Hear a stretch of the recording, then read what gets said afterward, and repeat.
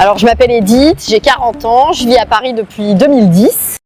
J'ai un enfant de 16 ans. Il y a encore 1 an et demi, j'étais presque plus mobile, donc en fauteuil ou en déambulateur pour pouvoir me déplacer. Les trottoirs sont impraticables, les travaux incessants nous obligent à faire des détours qui rendent le quotidien impossible. Et puis les trajets, alors moi je suis interdite de transport, donc pas de bus, pas de métro. La voiture est devenue un sport olympique. Je compte plus le nombre de fois où j'ai manqué de me faire renverser par les trottinettes ou par les vélos sur les trottoirs. Alors il y a des voies de vélo. On les voit pas forcément, ils arrivent vite. Moi, j'ai pas une mobilité qui me permette d'être très rapide sur le jeté à droite ou le jeté à gauche. Moi, j'aimerais bien inviter Madame Hidalgo à venir avec un déambulateur et des douleurs au dos terribles et à faire le tour, ne serait-ce que du 15e arrondissement avec moi à pied. On n'a pas de reconnaissance vraiment. Le handicap, c'est pas que les personnes qui sont RQTH ou qui ont leur carte handicapée. Le mal de dos, c'est une maladie du siècle. On est de plus en plus sédentaires, assis, donc les sciatiques, les hernies discales sont le quotidien de beaucoup de Parisiens.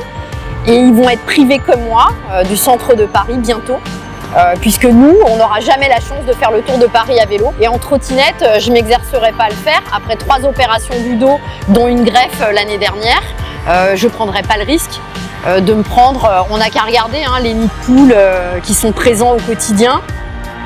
On a aujourd'hui mis en place pas mal de terrasses éphémères sur les bords de route. Il y a 2 ans encore, des camions écrasaient les gens à Nice. Le terrorisme n'est pas fini. La préfecture de Paris a prévenu qu'il risquait d'y avoir encore des accidents. On a eu la semaine dernière une jeune femme qui a été écrasée par une voiture sur la terrasse de son père, de son bar. Donc une terrasse, oui. Quelles sont les protections de ces terrasses éphémères? Aucune. C'est-à-dire que demain, un terroriste prend un camion, fait le tour des grands boulevards et écrase une trentaine de personnes en quelques minutes parce qu'on n'a aucune protection pour ça. Donc oui, on a mis des plots sur la promenade des Anglais à Nice. Où sont les plots pour protéger les terrasses parisiennes? Il n'y en a pas.